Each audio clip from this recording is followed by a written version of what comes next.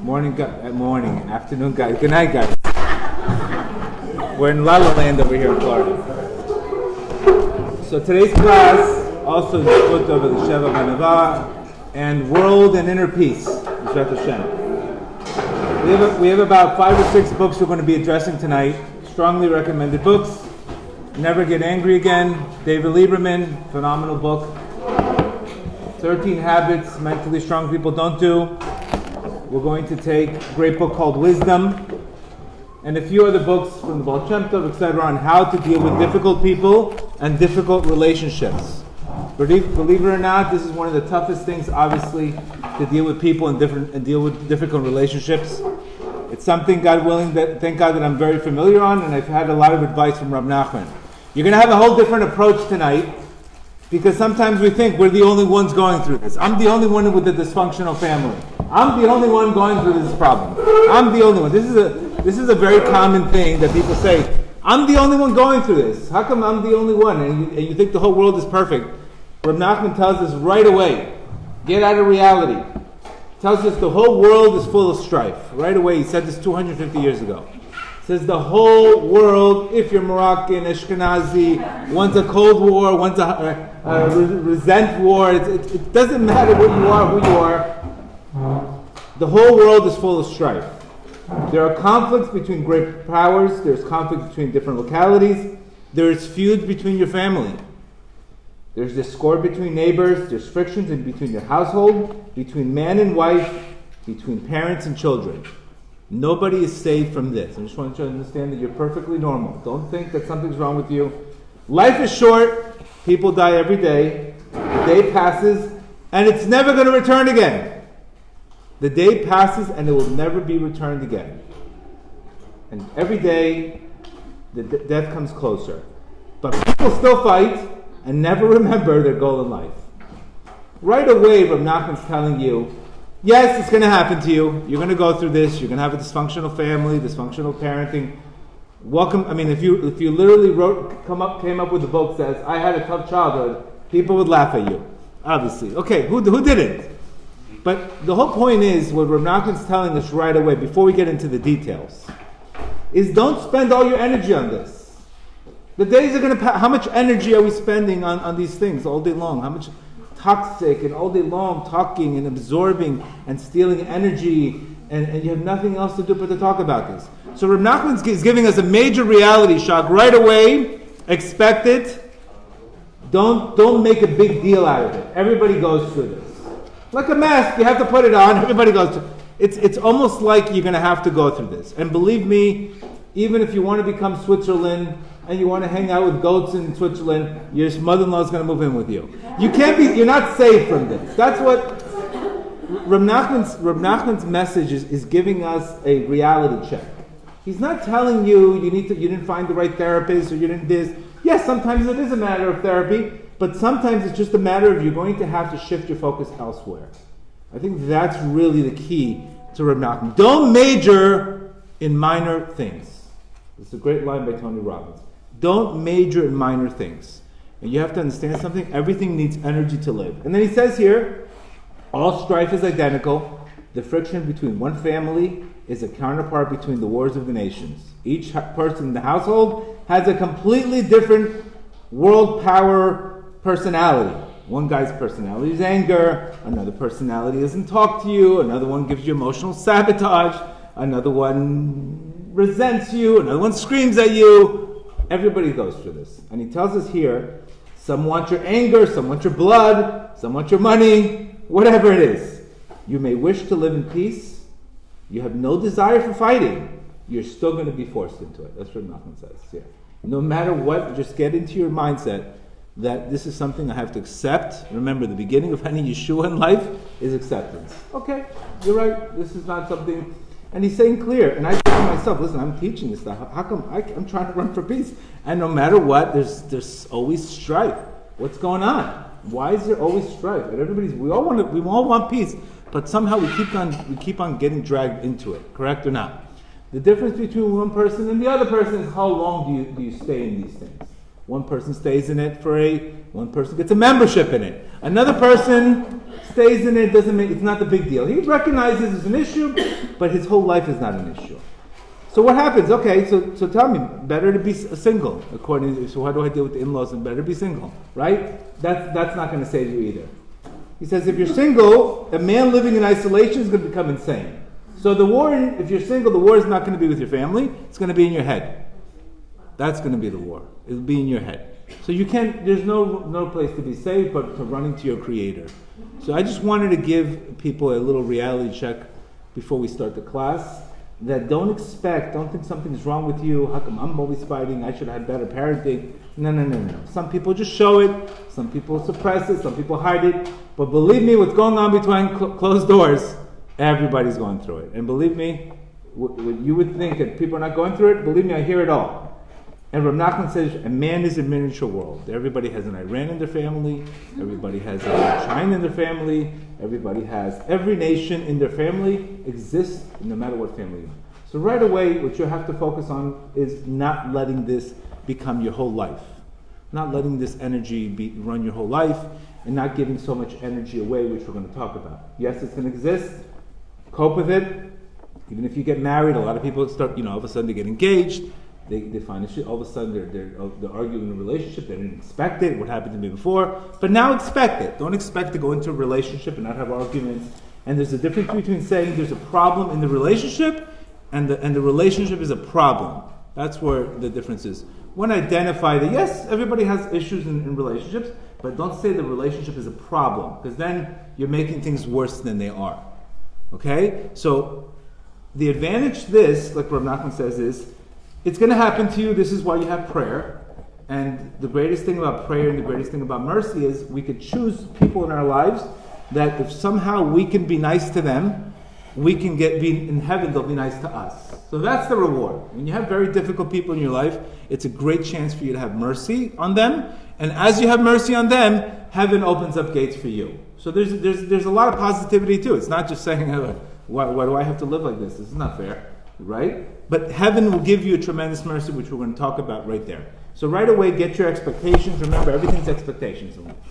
A lot of people have expectations. I never thought marriage would be like this. I never thought my in-laws would be like this. Well, start having more appreciations and less expectations.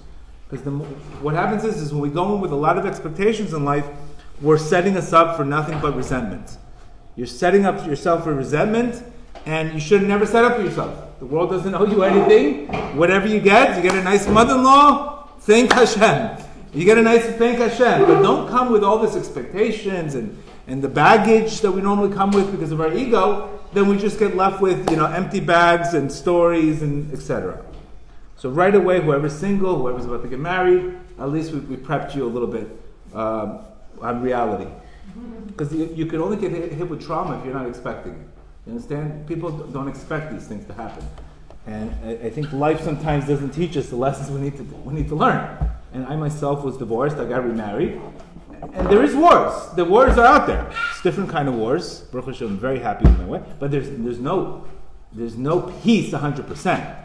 That's for sure. And it's not, and sometimes people say, well, it's greener on the other side. It's greener where you make it greener. That's where it's greener. Wherever you focus on the green, that's where the green will be for you. But it's not going to be greener just because you move to a different state or a different place. It's greener where you make it greener, which is a very big difference. I can make my relationship greener based on how I focus, or completely the opposite. It's not just greener.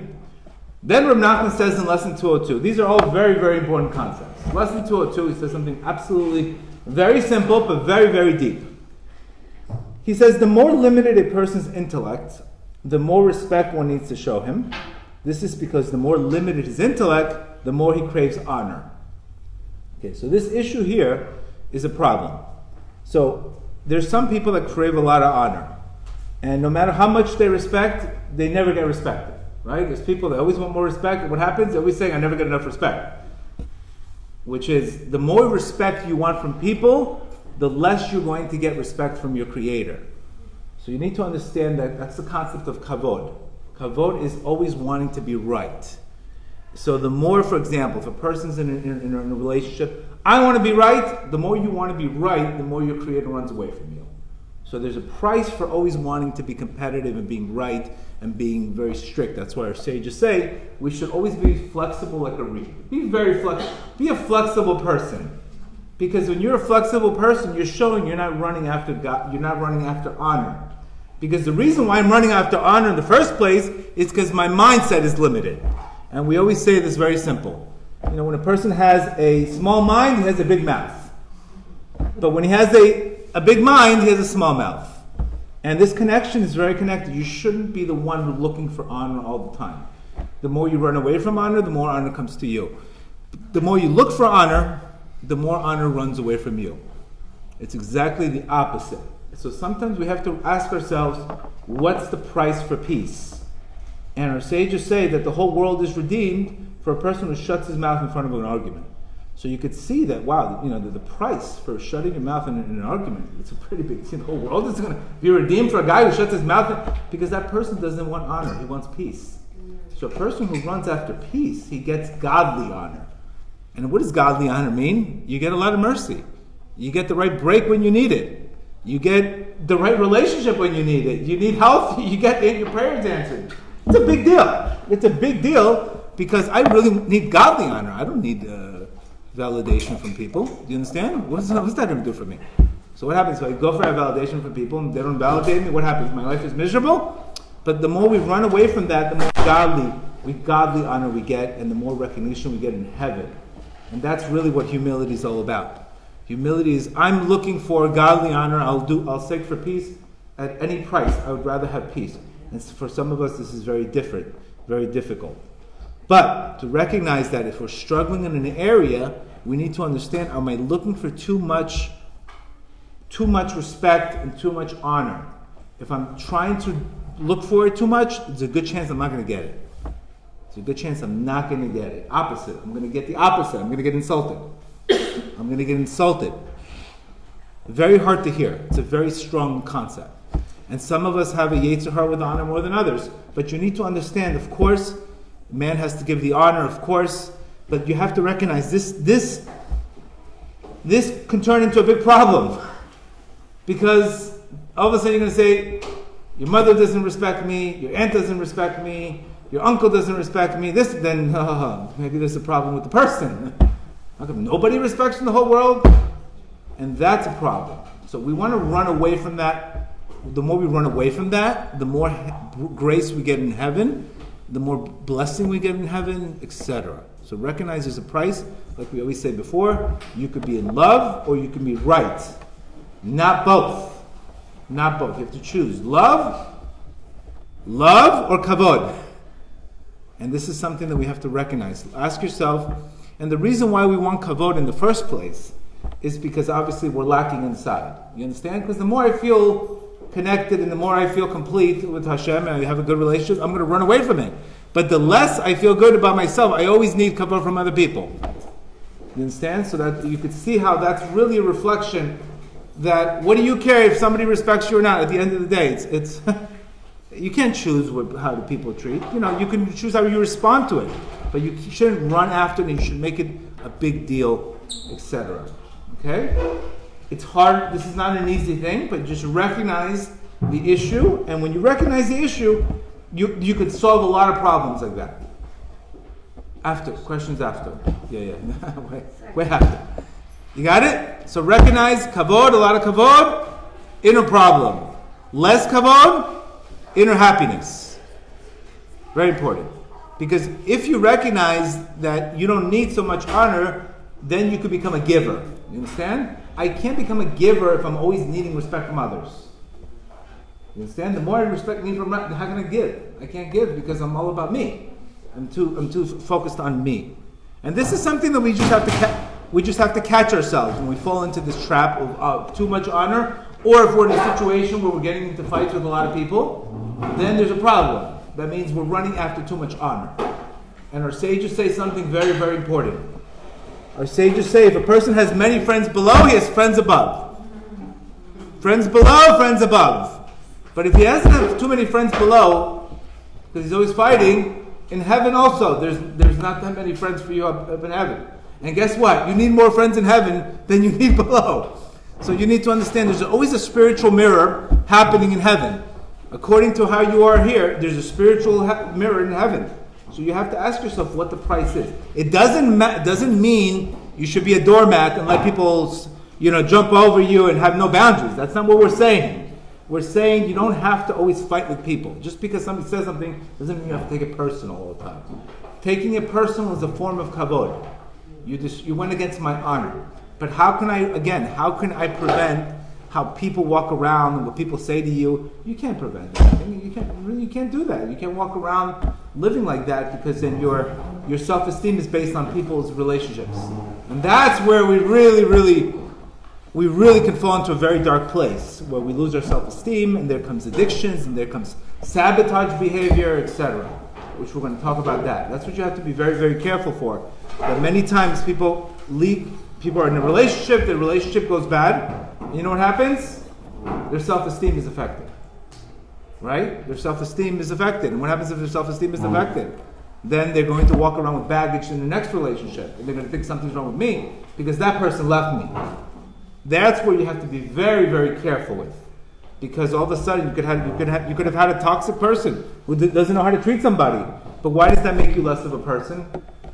So people will be afraid to go into a new relationship. That's what we have to be very, very careful about. So remember, very, very important that Hashem doesn't want a person always fighting. It's not a good sign if you're always saying nobody respects you. There's a bigger problem. That means you're looking for too much respect. And obviously it's a paradox. The more you look for it, the less likely you're going to get it. Understand that concept. Great concept here from another great book, Rav Levi Yitzchak and Berditchev. Another phenomenal concept. And he's saying there's a special key in heaven that can trigger extra shefa. Extra shefa means extra blessing in heaven. What can I do to really get that edge in heaven, where I can all of a sudden get that, live a life of where I get lucky breaks in life? And he says something very beautiful. He's saying, the Kosker Rebbe says, what purpose does a person have on earth? And he's saying the purpose that he had is to lift heaven. What does it mean to lift heaven? Back to this concept that we spoke about before, that the world is created with an arousal from below. An arousal from below triggers an arousal from above. That means you smile below, they're smiling at you in heaven. You frown below, they're frowning at you in heaven. Pretty much we have a shadow. As David Melech says, God is your shadow. It's pretty much a shadow is a shadow. You smile, the shadow smiles. You don't smile, so it's very important to always catch yourself how you're holding. See, the problem today is not, we know what to do. We know what to do, but the problem is lack of awareness. The lack of awareness to recognize, why am I in this state? Why am I this? How come I spent, the past 4 hours, focusing on something I didn't want?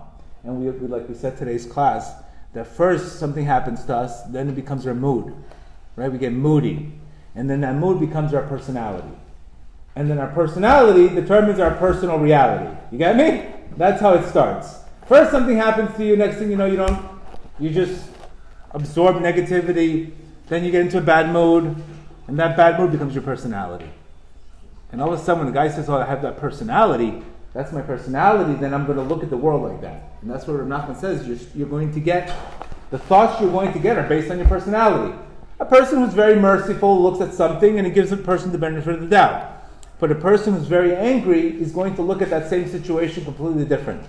He's going to look for what? More gevura. Another person is going to say mercy. And you see such a difference. Remember, how did I get to the personality part? It's because I was not aware that my thinking led to my mood. And my bad mood became my personality. And that's a problem. Because when my personality becomes something, it's very hard to change your personality. Once a person, that's his personality. What happened to the guy? You stop thinking? That's practically what happens. Something happens in our life and we never change. And that's a problem, because like I said, if that's your personality, it's so much harder to break something. This is why our sages say, first your problems start as a spider web. Right? Easy, a spider web, it could be penetrated, it could be fixed. But then that spider web becomes a rope. Next thing you know, your personality is pulling you here. You understand? First, it's a spider web. It's easy to change. That's what's very important. You have to be careful what you repeat. Because whatever you repeat, eventually, you don't want to get in a rope today where somebody's pulling you, where negativity pulls you. That's where you have to recognize you have a bad habit, something's bad right away, or just say, change it. Because once it becomes a personality, it becomes a rope, it's very hard to change that situation. Because remember, whatever you repeat becomes permanent. And whatever permanent, unless you do something drastically. Once something is permanent, unless you do something completely drastically the other way, it's so much harder to change. So our job is to really have awareness. So back to what he's saying here. This awakening from below triggers a mirror response from heaven, which is called an awakening from above. As we said before, David HaMelech says, God is your shadow. The Baal Shem Tov always taught this, that the way a person acts below, God creates a reciprocal effect above. This is the greatest thing about being a co-creator. There's no such thing as my day's gone. Yes, I can have difficult days, but I can always do something to change my mazal. I'm not bound by my mazal. I'm not bound by a bad day. For example, let's say you're having a really rough couple hours. 3, 4 o'clock, your day's like, it looks like it's going completely the wrong direction, which is, it's going to always happen to us. 3 o'clock, I could decide, you know what? I see where this day is going. I need to change the vibe of the day. I need to change the energy. I can sit and I can call somebody and I can say, you know what? I'm going to give you $300 for charity. All of a sudden, I took that energy of that day and I flipped it to mercy. Because what did I do? I went and I gave $300. I created an arousal. You created something. You made a move. So upstairs, they changed the day from Gevura to mercy for you. So this is something in your hands all day long.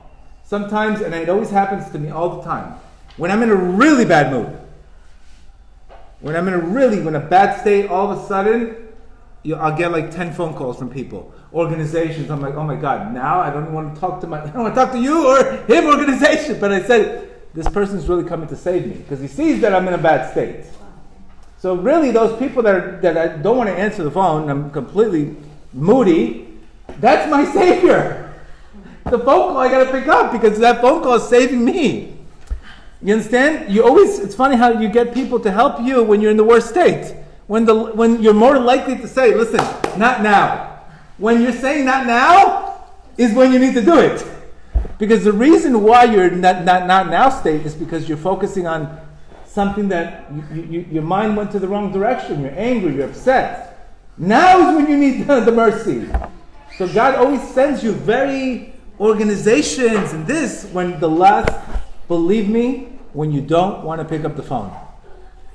And that's exactly when you need to put it. Why? Why is God doing that to you? You could say, I'm in a great mood, everything's wonderful. Somebody asked you for tzedakah, of course you're going to give it to them. It's not a hard thing to give it. When you're in a good mood, when you're doing well, you make a business deal, here you go, give charity.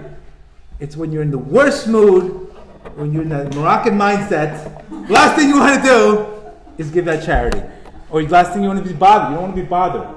But remember, at that moment, you're in constricted consciousness. You're not in expanded consciousness because you wouldn't be in a bad mood. That's when you have to go and break your anger and turn it into mercy, which Rav Nachman says in lesson 18. What's the one prayer that God prays every single day? Let my anger become mercy. Let me break my anger and turn it into mercy. So what we need to do is to exactly mirror creation and say we have to break our anger and turn it into mercy. And it's funny because when you're angry, how do? You're venting out. Correct? You're angry. You're going to vent out. You breathe in.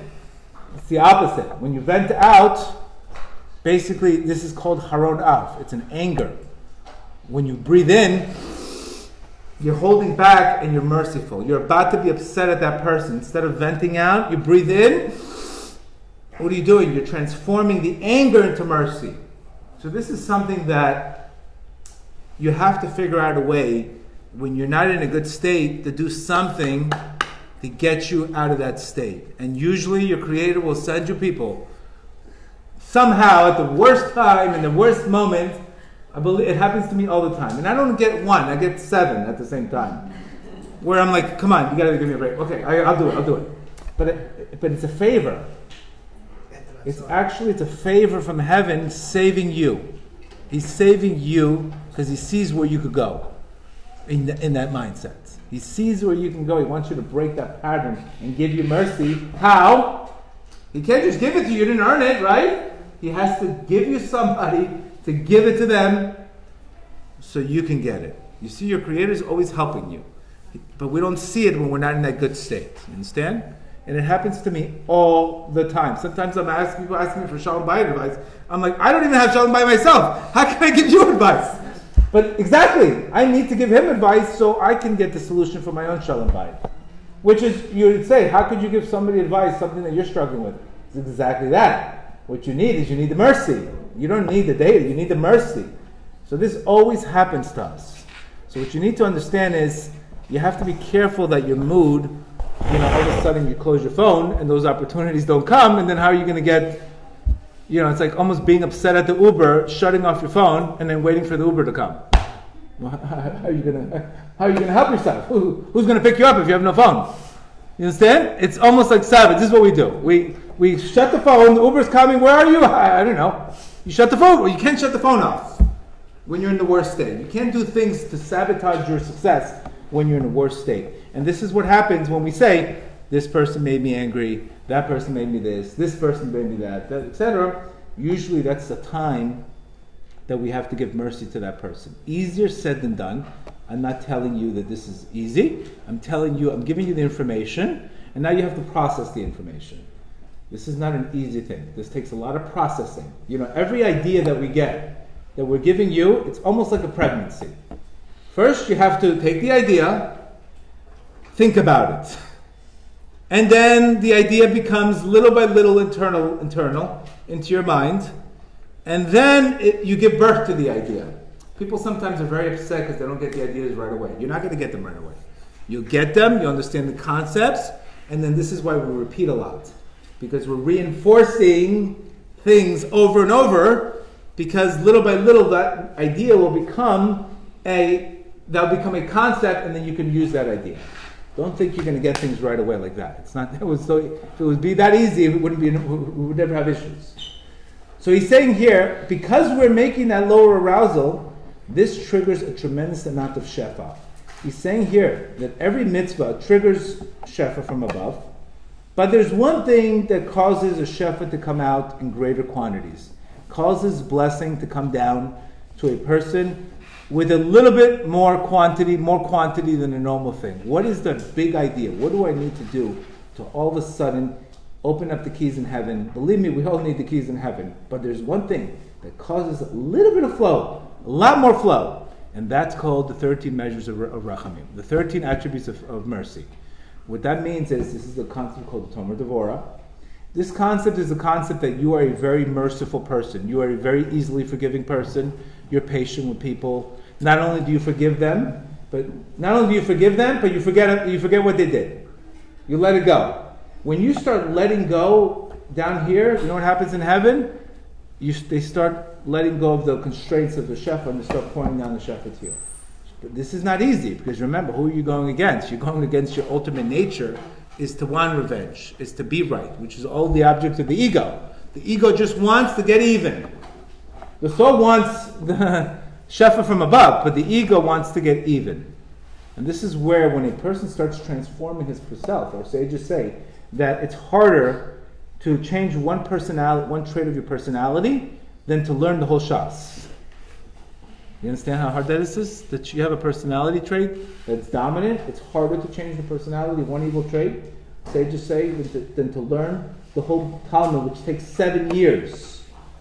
Just to show you how much the ego and the Yetzer Hara is ingrained in ourselves. Just to show you the battle that you have. This is not something that you're going to go, listen to a 2-minute YouTube video, how to change my personality. It's not that easy. You have to beg your Creator. You have to nullify yourself. You have to surrender. You have to put yourself like I don't exist. I don't even know who that person is. You have to lose your own number to change your personality trait. Do you understand? You have to lose your identity. That's how you change it. You almost have to pretend that identity is holding everything on you. That's what Rav Nachman says. The only way to kill the negative midah that we all have is to literally surrender to that midah so much that you don't even exist. Like you don't even exist. Like somebody can insult you, you don't even exist. To get to that level, you have to do a lot of surrendering. But the reward for the surrendering is it removes all the shadows that are blocking the sun from giving you blessing. So there's a big blessing from this. That means the more you surrender, the more God's light comes to you. Surrendering is not a weakness, it's the biggest strength. Because when you surrender, you're surrendering, you're getting rid of all the blockages and all the programs that are stopping the blessing from coming. That's what you're surrendering to. You're surrendering the slave, being the slave of taking things personal. Imagine you walked around, you didn't take anything personal. How different your life would be. You'd be in another world. You would never give energy away. You would be accomplishing all the things. You write books. You would be, forget it. But because we're so prone to our personalities, this is what happens. But one of the ways to really transform that, Rav Nachman says, and the Baal Shem Tov says, and Rav Levi Yitzchak, is to connect yourself to the 13 attributes of mercy. That means every single situation that you look at is an opportunity for you to get mercy. Every difficult person, the more difficult they are, the more mercy you get. So the more difficult they are, the more merciful you get. The more mercy you get in that situation. So imagine forgiving somebody for really harming you. I never forgot, 7 years ago, I hired this couple with 5 kids, and I hired them. I gave them a job, I gave them parnasa, everything. Bought properties from them, super nice guy, and those people testified against me in my divorce case. Okay? Talk about the ultimate knife in the back, and I'm a Scorpio. Normally, if I wasn't religious, you wouldn't hear from them anymore. The ultimate mercy for you to do that to a Scorpio, forget not talking to you. I'm talking about killing the person. And you know what I said? I was learning the 13 meters of Rachamim. I really forgave him from my heart, and I got one of the biggest blessings in my life after that forgiveness. So that's when a person has to recognize what the rewards you get. You get a lot of rewards for this. It's very painful, but according to the pain is the reward. And people were telling me, you're crazy, how could you forgive them? Look what they did to you. What would another person say? Why would I give charity to these people anymore? You see, they're all phonies. You see, that's what the Yetzer Hara wants you to do. They're all phonies. You can't give them to them. What do you want me to do? Give it to the Save the Whales Foundation? What do you want me to give them money to? So I went against my nature. And because I went against my nature, I got a tremendous blessing. So you have to understand that this is something very, very, very, very close to you. That people in your life are there for you to get tremendous mercy. It's only the way you look at it. You can look at a situation like that, or you could look at a situation, how did I get this lemon in my life? There's 2 ways to look at the situation. One way is mercy. I'm not telling you to go look for toxic people. I'm not telling you to do this. But I'm telling you, if it happens to be there, you might as well make the best out of it. That's what I'm trying to tell you. And guess what? It's probably going to happen to you. So if it happens to you, make the best out of it. So talking about boundaries. Obviously, how do we deal with people who obviously there's too much, where the intensity is too much? So one of the issues that the people have with boundaries is sometimes we're trying to cure the person or having a relationship with the person, and instead of trying to cure the person, all you have to do is really maximize that relationship. Sometimes we go in to try to cure people. You're not always going to cure people.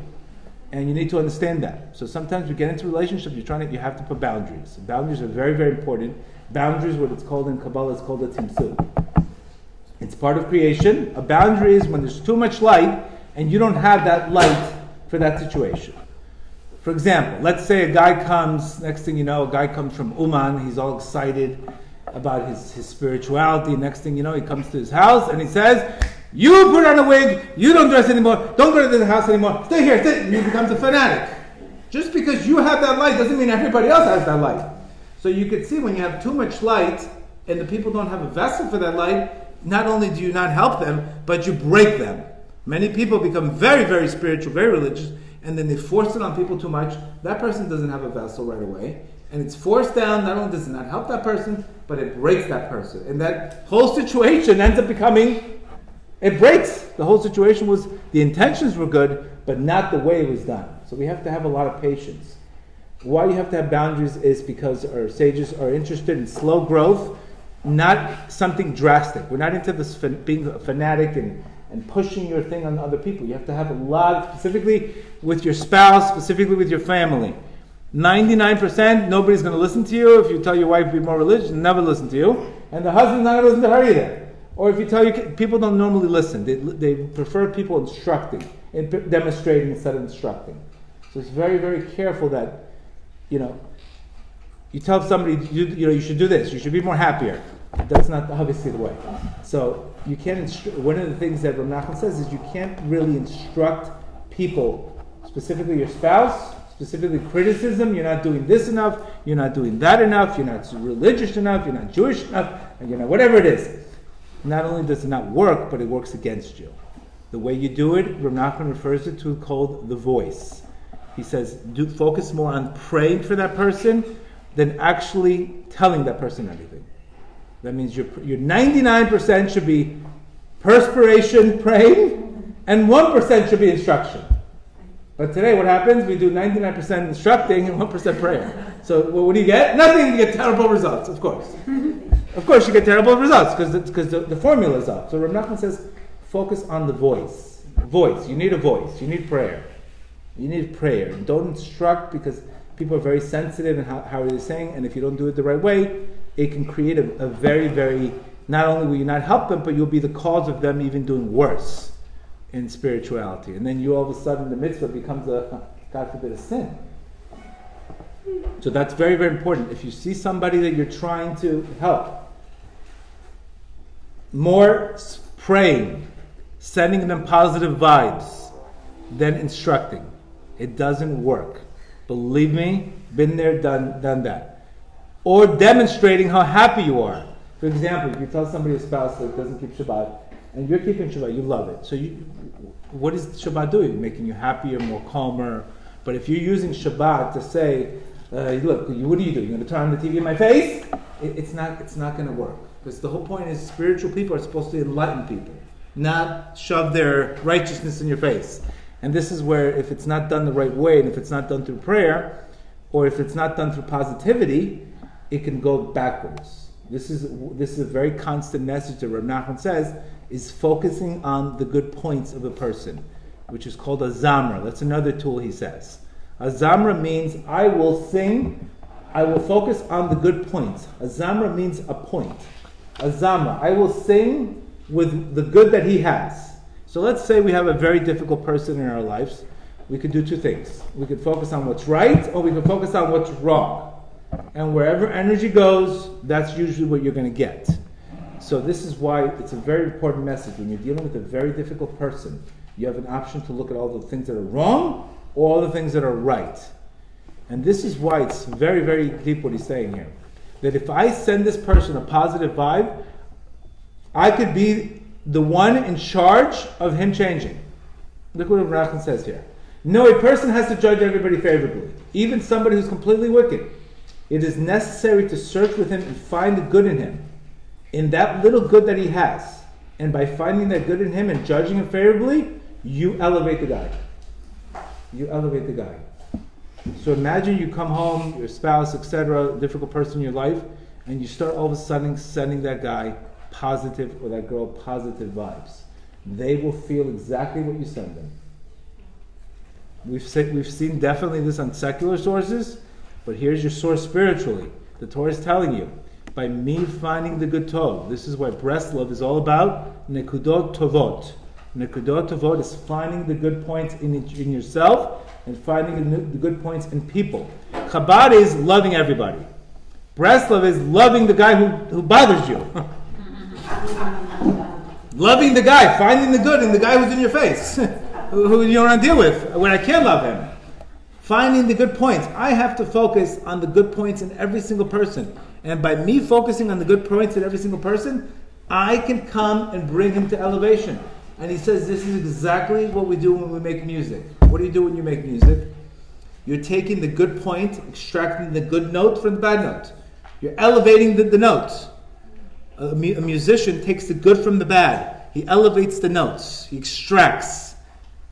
It's the same thing you have to do with the people. You have to look at that person and you have to extract the good in them. Obviously, in order to do this, you have to find the good points in yourself.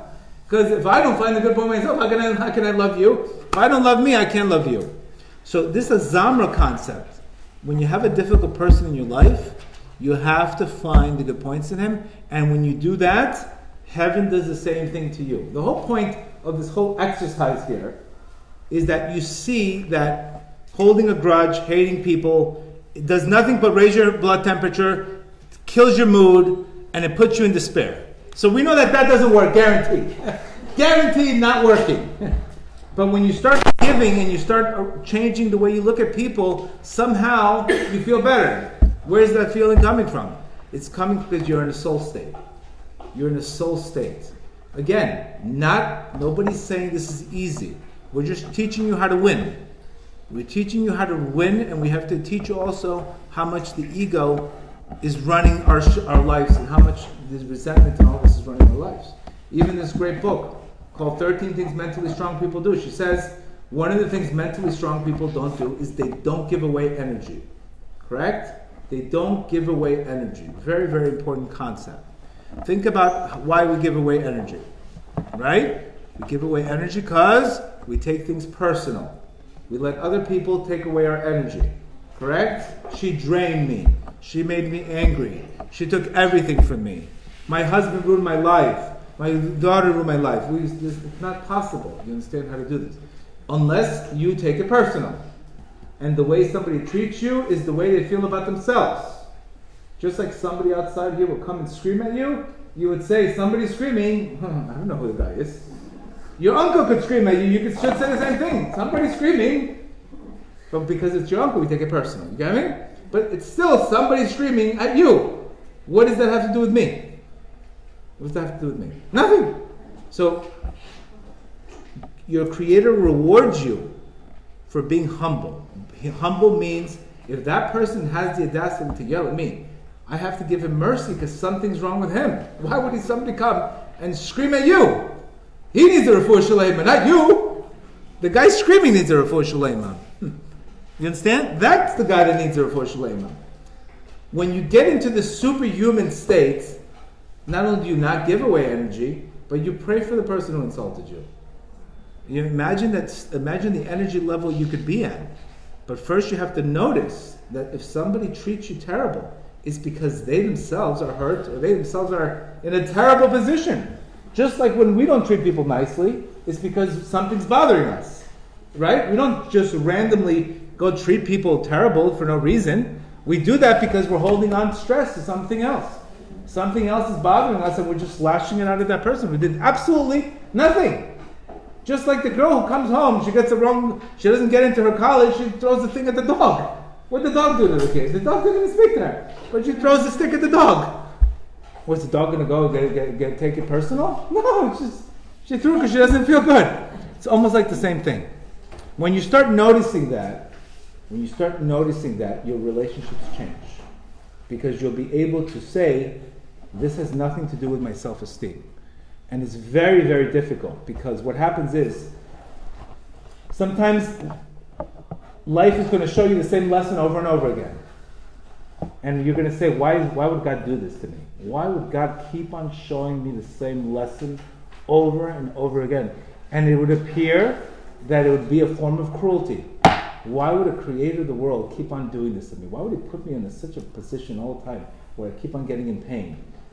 It's because this is what you're holding inside, and this is what you're showing to the world. But he wants you to work on your self-esteem, because he recognizes that your self-esteem comes from greatness. It comes from your Creator. So when you're not living in trust and you're living in fear, then what happens? People have that ability to God forbid abuse you and take your energy and put you in situations.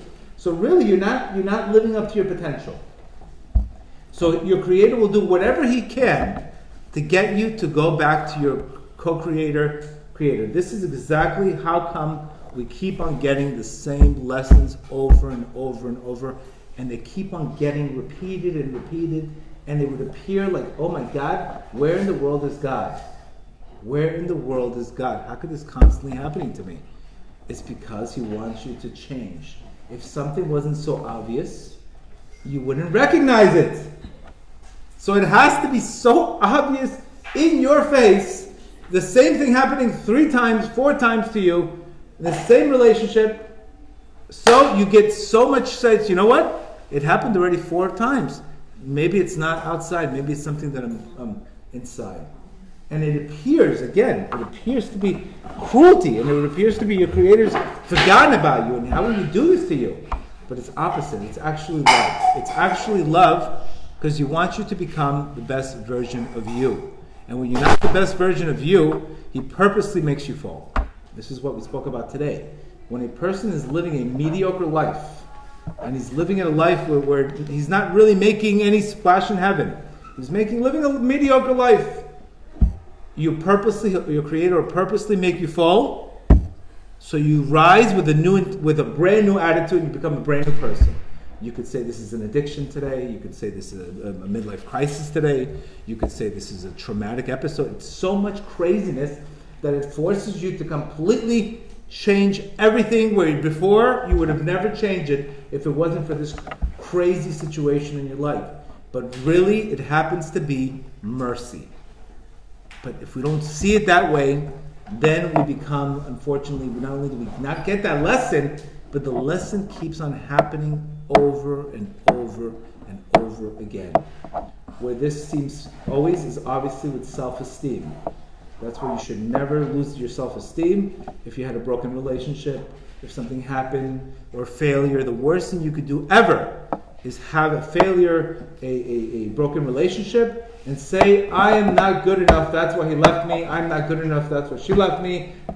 I could have done this better. I could have prevented this. It happened. In heaven it happens. Whatever happened, happens.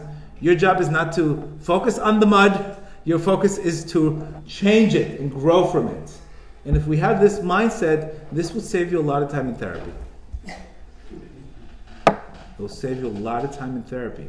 Because your Creator is showing you always, over and over and over again. Before I started public speaking, I had to work on taking things personal for 4 years. 4 years I had to work on this. Because I said, imagine me public speaking, and next thing you know, I start worrying about what people say about me. I'm done. There's no more speaking. All one person has to say is, I don't like your classes, I'm not doing it anymore. You understand? I would be done. So I got that lesson over and over and over again. Over and over again, because my Creator wanted me to set me up for something bigger. And this is pretty much the same exact thing in your lives. One lesson is going to be patience. You have no patience. So you keep on trying to take something before the right time. What happens? It keeps on failing.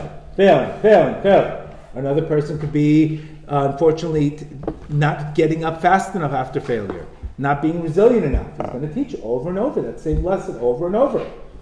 And the worst thing you could do, again, is blame somebody else for that. Because blaming is the number one way to stay in a problem. If you want a segula, everybody loves segulot, right? Everybody loves lucky segulot. That's the number one segula. Blame somebody, it's the number one way to continue to be in the misery. That's a guaranteed segula. Everybody loves the lucky charms, the red eyes, the chamsa. This is a guaranteed segula the other way to stay in a problem. Is to blame a person for that issue. Is to recognize that issue, because Hashem has to pick people. He's not going to pick angels to do it to you. He has to pick people. Because you don't talk to angels, you talk to people. So those people become the sticks, and the sticks, and the sticks, and the sticks. So you have to understand something. If you're getting the same issue, if you're attracting the same kind of people, if this keeps on happening again, please stop. Rewind. Watch the game film. Okay, I see. When I become too codependent, my relationships break. Why am I so codependent? Maybe I feel I'm not pretty enough. Maybe I feel like I'm going to get abandoned. And every time I feel like I'm getting abandoned, people split up. So maybe I have an abandonment issue. So go work on that. You understand? And because that's always going to happen, and that's what a lot of trauma is about. Or if it's something where you're afraid that imagine you go on a date, and next thing you know, the person doesn't answer back in 10 minutes. You're in the worst mood. That's a problem. If somebody's not answering your phone call in 10 minutes, and that destroys your 20 minutes of peace, and you get into an anxiety attack over a 20-minute phone call, we have deep therapy we need to work on. God forbid the guy's battery could die. God forbid, he loses his phone. Where are you going to be now? You're going to have an anxiety attack because he loses his phone? But this is the problem. This shows you. These are the triggers showing you got a problem. You got a problem. God forbid the guy not lose his phone. And I learned this one time. I'll tell you where I learned this lesson one time. Many years ago, I was in a very, very, very difficult stage in my life. And I went after segulot finding. I had no faith. So I said, I don't have faith, but you know what? I can get the right rabbi to give me the right kamiyah. And if I get the right kamiyah, my problems are over. So all of a sudden, I go to Israel, to all these caves and these mikubalim, and one mikubal here, and another mikubal here, and everybody's got something greater than greater. So I finally met one guy for $5,000. He guaranteed me that he would give me a kamiyah, that I would be successful in everything. So then I said to myself, what happens if I lose this kamiyah? What am I going to do? How are you going to FedEx it to me? Where am I going to go? I started panicking. What am I going to walk around with no kamiyah? And my life is over. Then I said, this is where my lack of faith. Back then I had no faith. So what happens when you have no faith? You'll find all these, unfortunately, there's tricksters, rabbis, that see fear and they gobble you up. And they'll sell you anything. They'll sell you anything for whatever you want. Because your fear attracted these people, and this is what they did to you. Because if you would have had trust, you would have said, I'm not going to go buy some kamiyah from a guy in a cave for $5,000. And next thing you know, I lose it. What am I? I'm done? That's it? Or I go to the bad? Who knows? I go to the Heat game, I lose it, I'm done? My whole life is done because of this guy's kamiyah? So it goes to show you the darkness where we could go and end up. When you start, we don't fix that problem. That problem had nothing to do with kamiyahs. It had to do with I had no faith. I had no faith, so I attracted the wrong types of rabbis to take advantage of me. And this is a lesson that I had to learn. And what happens? They kept on doing it, because I fell into that fear. So we need to understand that. We all have a deep-rooted issue that keeps on happening over and over. It's just to get your attention. It's to get your attention. All of a sudden, you get a speeding ticket. Okay, no problem. Another lesson I got. Another speeding ticket. Next thing you know, okay, you're in driving school, spending 4 hours a night taking driving school. That'll get your attention. Speeding ticket you could buy, but 4 hours of driving school, that's getting your attention. And this is why it has to happen to us.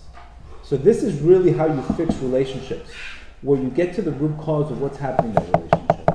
Maybe I need too much respect in that relationship, and it keeps on, I'm never getting enough. Maybe you're looking for too much. Love yourself more, you won't need it as much. Maybe that's the issue. Or maybe the issue is you have no love for yourself and you just treat people with anger. Every little thing bothers you. That means your perspective is off. People are always bothering me, or people are always making me angry. So what does that teach you? Your perspective is completely off. Every little thing that bothers you think you're going to live forever? No, you're not going to live forever. So your perspective is off. So we have to always try to get that lesson, that this is why all this pain happens to us. But it's not pain, it's mercy. And when you see that, you'll be able to not only fix it, but transform these relationships. Like we always said before, when you change your relationship with your Creator, your Creator changes all your other relationships. Your other relationships change. When there's a spiritual change above, below there's a spiritual change. But the worst thing in the world is fixing something below and not fixing it above, where it's broken above. It's broken above, it has to be fixed above. But fixing something below and not dealing with the spiritual cause of it will just lead to repetition and repetition and repetition of the same thing. All right? I think we can take some questions if you guys want. Yes. One question per customer. Okay. I already see it. I want to make sure I can word it correctly. Yes. So a person is trying to grow, learn from their mistakes, and become more spiritual, and just grow. And then they have the other person let's say me, and I want to have mercy for that person, correct, right? Because I see that maybe they're being mean or angry and all that, And even though it's hurting me, if I have mercy for them, then maybe it'll get better. But it's so hard because you can be weak, and if you have, it's scary because if you give them mercy, so what's the question? You can get sucked in. Okay, no. Do you know what I'm saying? You can't give mercy if you still feel like you're getting abused. You have to get, if you still think I'm abused, and you can't give the person mercy because you don't believe in what you're doing. You can only get to that point when you say, I'm not abused, I'm not a victim. I see why this person treated me this way. They treated me this way because that person has no emotional intelligence. I tried to have a relationship with somebody, I couldn't. I tried to cure him, I couldn't cure him. I'm going to put boundaries and give him mercy as a sick person. Just like you could say, I can't go dance with somebody who has no legs. What are you going to say? You have to recognize he has no legs. You can't dance with him. But you could fall again. No, then that means there's stuff that needs to be surrendered. Yes. So my advice is coming from David Lieberman, Rabbi Nachman. This is what they would answer you according to their teachings. Yeah. Go ahead. So let's say you keep running into the issue, like you said, you were working on something for 4 years.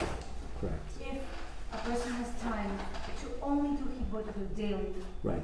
is that sufficient to overcome that issue, or there has to be something extra? Absolutely. His Bodhidu daily. If you have a set time to pray about this issue, what happens when you do his Bodhidu constantly? God sees the effort you're putting into this situation. You're recognizing this is a spiritual issue, and what he's going to do is he's going to change your consciousness. God changes your brain when you pray. Believe it or not. That means after a good prayer, you'll be able to look at that same situation with a different perspective. It's exactly what that Even is. if it repeats yearly. It doesn't matter. It's not what you say. It's because when you get to a good state in His Bodhidu, God will give you the words of what to say. It's a concept of Ruach HaKodesh. But because you're recognizing this is a spiritual issue, this is not just... The worst is to spend 99% on a psychologist and not deal with any spiritual issue. That's a dead end.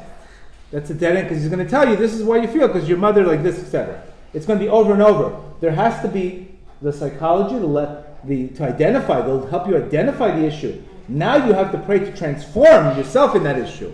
Instead, you need the therapist to identify the issue to help you get through it. But then, if you just focus on that without the spirituality of transforming, then that's a problem. You understand? It has to be a combination of both, not just one. Yes? In the beginning you were saying like you should choose love over respect, but I feel like a lot of what we learn like about love is respect. So how would you define? Right, but sometimes that person, again, you're gonna meet people that are gonna make a mistake. Your spouse is gonna make a mistake one day. He's gonna say something in the wrong time. So you could say he didn't respect me, but he respected you 99% of the time. So you could choose at that time he wasn't in a good state. That's why he said something to me, and not take it worse than it is. Instead of saying you never respect me. What happens is when we don't get respected, this triggers 9 other times when we didn't get respected. Right. So then we start doing, you testify on January 2nd that you didn't respect me. And January 7th, next thing you know, it's one line becomes manslaughter, 3rd-degree murder, 20 years in jail. So we have to diffuse the Yetzer Hara and recognize, yes, he didn't respect you, he made a mistake. But it doesn't mean he's abusive. He said one comment to you. Not abusive because he said one comment to you. You understand? We want to try to diffuse it and not take one incident, blow it up and say, this is who you are, which happens a lot. When we're upset, we take one thing, we really enhance it, and then we go for the kill. We can't do that. You have to show mercy, you made a mistake, overwhelmed, etc. Yes? What's the best way to show mercy? To show mercy is to show that the reason why somebody's hurt is because that person doesn't feel good about himself. My mood is a shadow of my self-esteem. If I'm angry, it's because something's bothering me that I don't know how to deal with it. So what am I going to do? I'm just going to displace my energy to somebody else. So the fact that somebody's yelling at you, and we see this all the time in our detox. People are yelling at each other all the time. Why? Because they've been using drugs and bottling their headaches. And next thing you know, one person makes one mistake, all of a sudden that becomes the trigger for all the things already they're holding inside. So what is it? The cup really did that much to you? It's no, you triggered what I already feel inside. So what happens is people are just triggering you what you already feel inside. How you feel inside is what's triggering you. Obviously, you could see what happened this year. One little thing, everybody was all those emotions and then quarantine. Next thing you know, one thing goes and the whole world is a zoo. Exactly, people are holding all the stuff inside. Yes? You said you should surrender to Amidah. Now, when I heard that, I kind of was like, well, you're saying you indulge in it, or you completely allow, like, this is out to not have control over you. So what do you mean to surrender to Amidah? Good. You surrender is you notice that the midah that you have, it could be anger, for example, and you surrender to recognize anger as an aspect of trying to control things, right? We get angry when we can't control things. So you have to ask Hashem to give up control, give up your sense of always wanting to control, and surrender to His control. So you basically take whatever midah is, and dissect it, and get to the root cause of it. For example, it could be controlling others, right? Always wanting to control others, or being super perfectionist, which is what's the root of the problem is fear, and working on false fears, and working on, instead of false fears, going into trust, dissecting the midah and asking Hashem to help you nullify that midah. You understand? Like bittul. Bittul means cancel, to surrender, to cancel out that situation, cancel yourself out, because that is usually the shadow. The more I am in, the more shadows I have, the more these midot, the less likely I can have light come into my life. You understand? And we all have them. Which either anger, grief, being stuck in the past, not letting go. You know, some people are very resilient, some people are not. And they can't let go of the past. No matter what. They just can't let go of the past. So you have to ask Hashem to accept, pray for acceptance, which is emunah. Faith is acceptance. So identify the midah, and then you have to, like Rabbi Rush says, talk to God 20 minutes, 30 minutes on that midah, until you get to another midah. Yes. Yes. Me? Yes, go ahead. Alright. What does chatan mean in Hebrew? What is it, what? Chatan. Chata? Chatan. A groom. What does kala mean? Bride. What does ish mean? Man. So why did you say man and wife? I just wanted to know. Huh. Fantastic lesson, by the way. Okay. I don't know. I don't recall saying that. Man, wife? He said man and wife at the beginning of the lesson instead of Okay. A little typo. Next question. Next question. Yes? Where do you draw the boundary between mercy and being a doormat? Right. Very good. When you could say no without a problem. Where you could say no without a problem. Mercy, remember, again, what we're trying to do is we have to recognize the main thing is not to be upset, not to give your energy, or not to put yourself in a situation where saying, I'm always getting abused. That's what we're trying to avoid. Because this mindset keeps you in mochem katnut. What that does, mochem katnut, is once you start feeling like that, there's a very good likely chance that you're not going to get the right job. You're always going to feel that way. And you're going to walk around and you're going to project that image to the world. So what the danger is mochem katnut. God forbid depression. God forbid sadness. And it could lead you to addictions. It could lead you to a very, very state. That's what we're trying to worry about. Now, I could be brokenhearted that I'm in a relationship that looks like Gaza. I could say, Hashem, I'm brokenhearted. I don't know what to do. I'm trying to make her happy. She's not happy. She's not happy. Help me. That's different. That means you're praying out of a strategy, out of a broken heart. Help me. You're asking for help. You're not asking, why me? You don't want to get into the why me concept. You want to get into the what's next. But there's situations where Hashem will take your spouse, will make them against you. So He wants you to cry out in heaven and see what you really got. Don't worry. You married? No. You'll get there. Don't worry. I'll give you a good feel to start crying. Yes. You said that when someone upsets at you or criticizes you, you shouldn't take it personally and you should not answer back. Like you get mercenary and you keep silent. What if the things they say are not? It's their perception and perspective, and you want to explain who you are and express yourself. Right. Correct. And you don't want to keep quiet. Right. Well, sometimes you can't, listen, I mean, obviously you saw what's happening. You saw what happened this year politically. you people, nobody had a conversation. Everybody's yelling at each other. You understand? Because they couldn't understand people's perspective because they were so one-sided. So also, when people are so one-sided one way or another, you can't talk to them. There's no room because they already have a set way. You understand? So sometimes the best idea is to walk away and say, it's not for me. It's not for me. You can't help somebody who doesn't want help. That's where you have to start praying and choose another place. But clearly, politically, people were going crazy at each other. They couldn't discuss a simple conversation with each other. So sometimes you can't get to that state. Okay, good? Good. Any other questions? Well, go ahead.